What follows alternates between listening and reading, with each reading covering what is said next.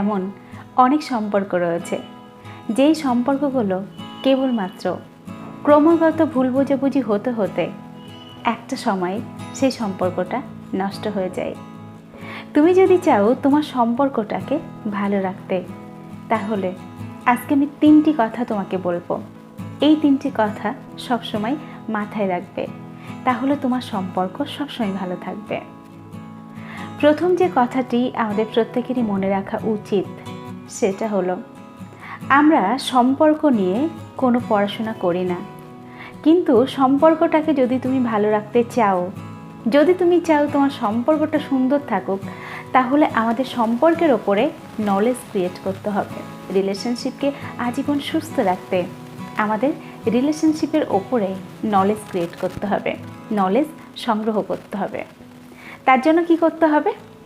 বিভিন্ন বিখ্যাত মানুষ আছেন, বিভিন্ন বিখ্যাত ব্যক্তি কেবলমাত্র রিলেশনশিপের উপরেই বই লিখেছেন। সেই বই আমাদের পড়া প্রয়োজন, যদি আমরা চাই আমাদের রিলেশনশিপ ভালো থাকুক তবেই। কিন্তু দুঃখের বিষয়, আমরা অনেক বাজে কিছু দেখে আমাদের মূল্যবান সময়টা নষ্ট করি। ভালো কিছুর জন্য আমরা আমাদের সময় এক চুকরো নষ্ট করতে চাই না। তবে একটা কথা সবসময় আমাদের মাথায় রাখতে হবে, আমি যেটা পড়বো, আমি যেটা দেখব, আমি যেটা শুনবো এবং আমি যেটা ভাববো, সেটাই আমার জীবন। তুমি প্রতিদিন কি দেখছো, কি পড়ছো, কি শুনছো, তার ওপরেই তোমার জীবনের রাস্তাটা এগিয়ে যাবে। এবং এই রাস্তা যাতে সুন্দরভাবে এগিয়ে চলে, তার জন্যই কিন্তু আমাদের রিলেশনশিপটা সুন্দর রাখতে হবে। আজকে আমি তোমাদের 2টো বইয়ের কথা বলবো, যেই 2টো বই অবশ্যই প্রত্যেককে আমি পড়তে বলবো। তোমার বইটা কেনার দরকার নেই, তুমি যদি ইউটিউবে গিয়ে সার্চ করো, তাহলেও কিন্তু তুমি অডিও বুক শুনতে পারবে। প্রথম যে বইটির কথা বলবো সেটি হলো 5 লাভ ল্যাঙ্গুয়েজ। এই বইটি এতটা সুন্দরভাবে লিখিত, যেই বইটি পড়লে আমরা অনেক কিছু জানতে পারবো।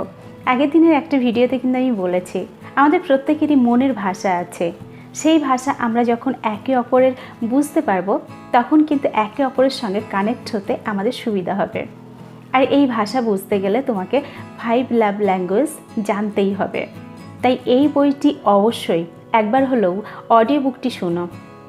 দ্বিতীয় যে বইটির কথা বলবো সেটি হলো ভীষণ সুন্দর এবং আমার খুব প্রিয় এবং পছন্দের একটি বই। বইটির নাম হচ্ছে the way of the superior man.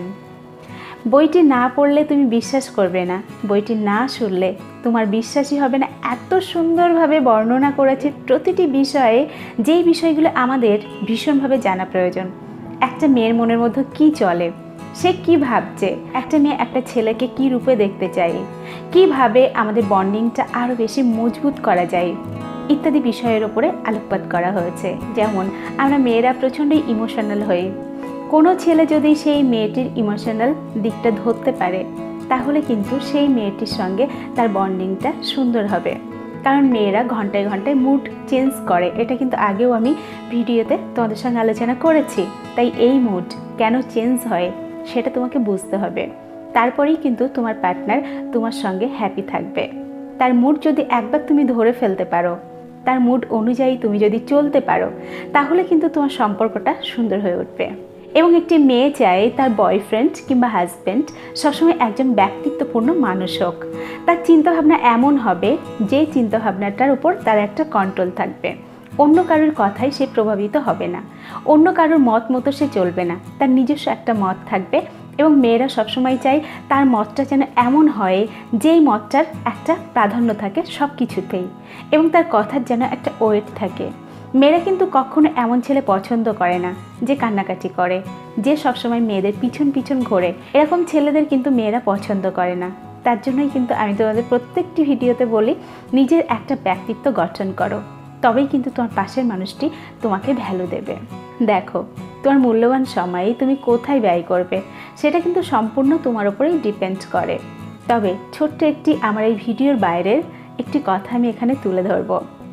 সেটা হলো, তোমরা যারা আমার ভিডিও দেখো, সে 100 জনও হতে পারে, যারা যারা আমার ভিডিওর সঙ্গে তোমরা যুক্ত রয়েছো, দেখো পুরো ভিডিওর থেকে একটা কোনো পয়েন্ট তোমার উপকারে লাগলেও কিন্তু লাগবে, একটা কোনো কথা তোমার ভালো লাগলেও কিন্তু লাগবে, একটা কিছু শেখার কিন্তু আছে। এই টোটাল ভিডিওতে এমন একটা শব্দও তুমি পাবে যা থেকে কিছু না কিছু তুমি শিখতে পারবে। কিন্তু আমরা এমন অনেক জিনিসের সঙ্গে নিজেকে কানেক্ট করি যেখান থেকে আমাদের কিচ্ছু শেখার নেই, বরঞ্চ আমাদের মস্তিষ্কে কিছু আবর্জনা প্রতিনিয়ত আমরা ঢুকিয়ে নিচ্ছি, যার জন্যই কিন্তু আমরা কোনো দিকে ব্যালেন্স করতে পারি না, সব দিকেই আমরা কিন্তু একটা হজবরল করে ফেলি। যেমন ছোট্ট একটি ঘটনা বলবো, তুমি যেটা শুনছো, যেটা পড়ছো, যেটা দেখছো, কতটা তোমার উপরে প্রভাব ফেলে তার ছোট্ট একটি উদাহরণ দেব। আমরা রিসেন্ট ইউটিউবে একটা বিষয় ভীষণভাবে লক্ষ্য করছি, সেটা হচ্ছে বঙ্গাই এবং সিনেবাব দুজনের মধ্যে গণ্ডগোল শুরু হয়েছে এবং দুজনের যে ভিউয়ার্সরা রয়েছে তারা কি করছে, একে অপরের কমেন্টে গিয়ে এমন এমন কমেন্ট করে আসছে যাতে করে তাদের পরিচয়টা ওখানে কিন্তু ফুটে উঠছে। তার কারণ কি, তারা প্রতিনিয়ত এমন কিছু ওদের দুজনের ভিডিওর মধ্যে দেখছে যেখান থেকে শিক্ষার কিচ্ছু নেই, কিন্তু তাদের মাথাতে তাদের ভিডিও থেকে আসা কথাগুলোই কিন্তু এখন তাদের কমেন্টের মধ্যে ফুটে উঠছে। তারা দেখছে কি, যেটা দেখছে সেটাই তো তাদের মাথার মধ্যে আছে এবং সেটাই কিন্তু কমেন্টে গিয়ে লেখা আসছে। যেমন দুর্বাকে নিয়ে এমন এমন নোংরা ভাষা কিছু মানুষ ব্যবহার করেছে, যেই ভাষাগুলো কিন্তু মুখে উচ্চারণ করা যায় না। তার কারণ কি, তার কারণ হচ্ছে তারা কিন্তু প্রতিনিয়ত ওই ভাষাগুলি তারা সিনেবাব কিংবা বঙ্গাইয়ের কাছ থেকে শিখছে এবং সেই ভাষাটি কিন্তু তারা ইউজ করছে। যেমন আবার গতকাল অ্যামাজন রিল একটি ভিডিও ছেড়েছিল, সেখানে কিছু মানুষকে এমন কমেন্ট করেছে যেই কমেন্ট দেখলে একটা মেয়ে হিসেবে এটা বলতে পারি লজ্জা লেগেছে আমার।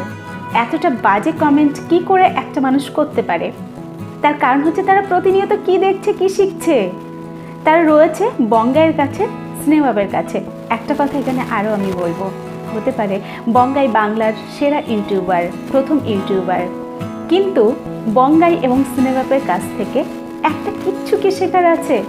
কোনো একটা শব্দ কি শেখার আছে যেটা আমাদের জীবনে কাজে লাগবে? লাগবে না। কিন্তু লাখ লাখ মানুষ তাদের ভিডিও দেখছে, তাদের ভিডিও শেয়ার করছে, তাদের ভিডিওগুলো নিজের মস্তিষ্কের মধ্যে প্রতিনিয়ত ঢোকাচ্ছে। তাহলে তাদের কাছ থেকে কি আশা করা যায়? তাদের কাছ থেকে ওটাই কিন্তু আশা করা যায়, ওই খারাপ খারাপ বাক্যগুলোই কিন্তু তারা সমস্ত জায়গায় ছড়িয়ে বেড়াবে। তার কারণ ওটাই ওরা দেখছে, ওটাই ওরা শিখছে। তো এটাই বলার, নতুন কিছু দেখো, নতুন কিছু শোনো এবং নিজের সময়টা সঠিক জায়গায় ব্যবহার করো। যাই হোক, আমার বিষয়ের বাইরে গিয়ে দু চারটে কথা বলেই দিলাম। তবে আবার এটাও দেখার, যে বিষয়টি নিয়ে আমি কথা বলছি এর সঙ্গে কিন্তু অ্যাপ্রোপ্রিয়েট।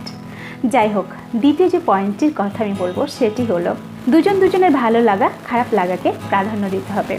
আমি কি ভাষা ব্যবহার করছি, আমি কি কাজ করছি, সেই কাজটা তার ভালো লাগছে কিনা এটা কিন্তু আমার দেখতে হবে। তার কিন্তু দেখলে আমি বুঝে যাব আমার কাজটি তার ভালো লাগছে কিনা। আমি এমন কিছু কথা বলবো না বা এমন কিছু কাজ করব না যাতে তার খারাপ লাগে। এটা কিন্তু দুজনকেই দেখতে হবে, তাহলে কিন্তু আমাদের সম্পর্কটা সুন্দর হয়ে উঠবে, আমাদের সম্পর্কটা সুন্দর করে এগিয়ে নিয়ে যেতে আমাদের সুবিধা হবে। এই দিকে কিন্তু আমাদের প্রত্যেকেরই নজর দেওয়া উচিত। 3 নম্বর যে কাজটি আমরা অবশ্যই করব সেটা হলো, ধরো কোনো বিষয়ে আমাদের মধ্যে একটা সমস্যা তৈরি হয়েছে, আমরা কি করব, সেই সমস্যাটা ফেলে না রেখে সেই সমস্যাটা নিয়ে একে অপরের সঙ্গে আলোচনা করব। আমরা যদি তৎক্ষণাৎ আলোচনার মাধ্যমে সেই সমস্যাটা মিটিয়ে ফেলতে পারি, তাহলে কিন্তু আমাদের মধ্যে নতুন কোনো বিবাদ তৈরি হবে না। আমি এমন অনেক সম্পর্ক দেখলাম যে সম্পর্কগুলো কেবলমাত্র একে অপরের বিরুদ্ধে অভিমানগুলো জমাতে জমাতে একটা সময় গিয়ে সম্পর্কটাই শেষ হয়ে গেছে। কেউ কাউকে বলে না, নিজের অভিমানটা বুকের মধ্যে চেপে রেখে দেয় এবং একটা সময়ে গিয়ে সেই অভিমানটা বিশাল আকার নিয়ে নেয়। তাই এই কাজটা কখনো করো না। আমাদের কোনো বিষয়ে সমস্যা হতেই পারে, আমরা যদি সেটা নিয়ে কথা বলি, একে অপরকে বুঝি, একে অপরকে জানি, তাহলে কিন্তু আমরা সম্পর্কটাকে ভালো রাখতে পারবো। এর সঙ্গে আরও একটি কথা বলবো, সম্পর্কের মধ্যে মাঝে মাঝে না গ্যাপ দেওয়া প্রয়োজন। যেমন বলি, মাঝে মাঝে দুজনকে একটু আলাদা থাকা প্রয়োজন, একে অপরের সঙ্গে কিছু কিছু সময় যোগাযোগ বিচ্ছিন্ন করা প্রয়োজন। এতে করে যেটা হবে, একে অপরের প্রতি কতটা মায়া, কতটা টান, সেটা কিন্তু আমরা অনুভব করতে পারবো। ধরো যাদের বিয়ে হয়ে গেছে তাদের কি করা প্রয়োজন, একে অপরের থেকে কিছুটা সময় আলাদা থাকা প্রয়োজন। সেটা 1 দিন 2 দিন 3 দিন হতে পারে। কিংবা তোমরা যারা প্রেম করছো তারা মাঝে মাঝে নিজেকে কাজের মধ্যে ডুবিয়ে রাখো এবং একে অপরের সঙ্গে যতটা সম্ভব কম কথা বলো। একটু নিজেকে সময় দাও এবং তাকে ফিল করতে দাও তোমার অনুপস্থিতি। এতে করে যেটা হবে, আমরা ফিল করতে পারবো যে ওই মানুষটাকে আমি কতটা ভালোবাসি। এটা কিন্তু ভীষণ প্রয়োজন, একে অপরকে স্পেস দেওয়া ভীষণ প্রয়োজন। এবং এর সঙ্গে আরেকটি বিষয় উল্লেখ করব, আমাদের উচিত দুজনেরই আলাদা করে একটা কাজের সঙ্গে নিজেকে যুক্ত রাখা। তাহলে কি হবে, আমি আমার কাজ নিয়ে এতটাই বিজি থাকবো যে অনেকটা সময়ের পরে তার সঙ্গে যখন আমার কথা হবে ভালো লাগবে। মানে আমার একটা আলাদা জগৎ। যেমন আমি বলি, আমি ভিডিও তৈরি করি, কন্টেন্ট ক্রিয়েট করি, আমি গল্প লিখি, এটা একটা আলাদা জগৎ আমার। সে তার কাজ নিয়ে ব্যস্ত থাকে, আমি আমার কাজ নিয়ে ব্যস্ত থাকি। এতে করে কি হয়, আমার যে একটা ভ্যালু রয়েছে সেটা কিন্তু আমি ফিল করতে পারি। আমি একটা কাজের সঙ্গে যুক্ত রয়েছি, যার ফলে তাকে কিন্তু আমি ব্লেম দিই না যে তুমি আমাকে টাইম দিচ্ছ না, তুমি আমার সঙ্গে সময় কাটাচ্ছ না। এই ব্লেমটা দেওয়ার কিন্তু আমি সুযোগই পাই না। বরঞ্চ আমার এখন এটাই মনে হয় যে একটুখানি দূরে দূরেই থাক, ততক্ষণে আমি আমার কাজটা আরও একটু গুছিয়ে নিই। এরকম একটা জগৎ আমাদের তৈরি করে নেওয়া উচিত, যাতে করে আমি আমার সময়টা সঠিকভাবে ব্যবহার করতে পারি এবং সে তার সময়টা সঠিকভাবে ব্যবহার করতে পারে। তাহলে কি হবে, আমরা দুজনের জীবনেই ভ্যালু অ্যাড করতে থাকবো। তাতে করে একে অপরের প্রতি আমাদের অভিমান তৈরি হবে না, কারণ দুজনেই ভীষণ ব্যস্ত। অভিমান করার কোনো সুযোগ বা সময় কোনোটাই থাকবে না। যাই হোক, আজকের ভিডিও এখানেই শেষ করব। এতক্ষণ আমি তোমাদের সঙ্গে ছিলাম, তোমাদের বন্ধু রোজিনা ব্যানার্জি। আবার তোমাদের সঙ্গে দেখা হচ্ছে নেক্সট ভিডিওতে। ততক্ষণ সকলে ভালো থেকো, সুস্থ থেকো, টাটা।